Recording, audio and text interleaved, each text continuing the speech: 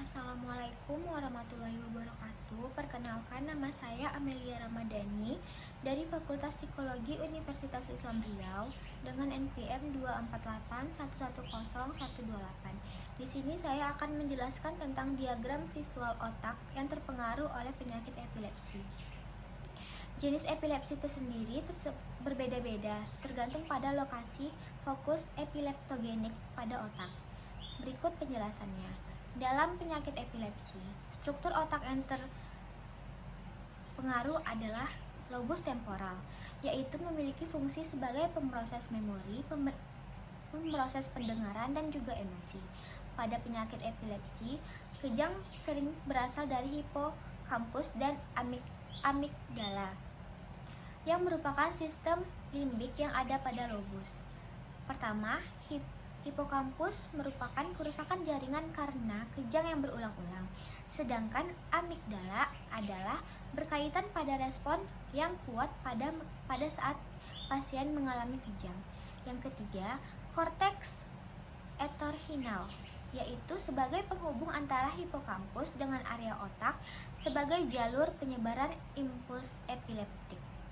Yang kedua adalah lobus frontal, memiliki fungsi sebagai perencana, kontrol motorik, dan juga kontrol kepribadian. Kejang dapat terjadi secara mendadak dalam waktu singkat. Berikut merupakan bagian-bagian yang mempengaruhinya.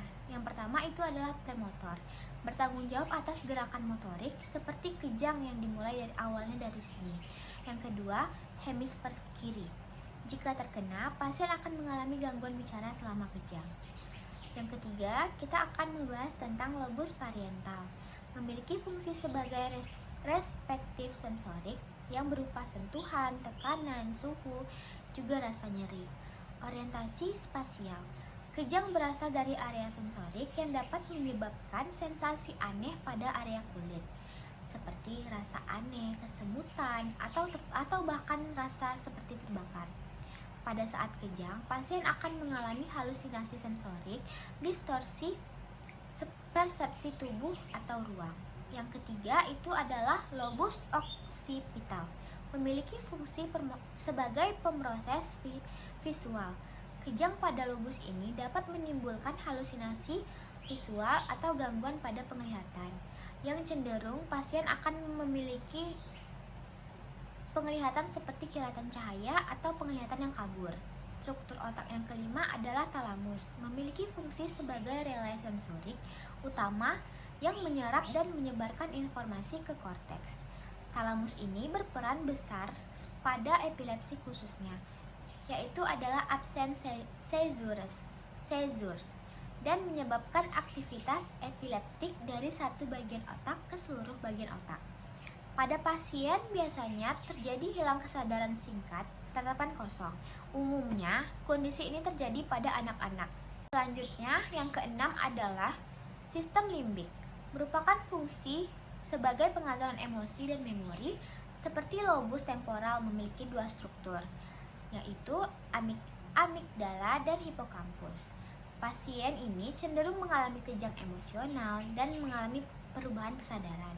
Epilepsi semisial temporal memiliki jenis epilepsi dari sistem limbik.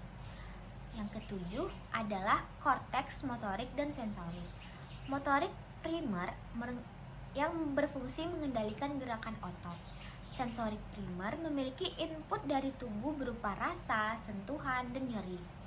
Kejang vokal motorik yang dimulai dari korteks motorik, seperti gerakan berulang-ulang di satu bagian tubuh, misalkan pada tangan atau bagian wajah pasien.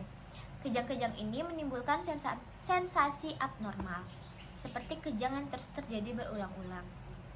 Yang kedelapan adalah corpus callosum, memiliki fungsi sebagai penghubung otak kiri dan otak bagian kanan. Dalam beberapa kasus epilepsi refraktor, korpus dalam menjadi jalur penyebaran kejang antara dua belahan otak. Epilepsi seringkali dikaitkan dengan perubahan struktural dan fungsional pada bagian otak.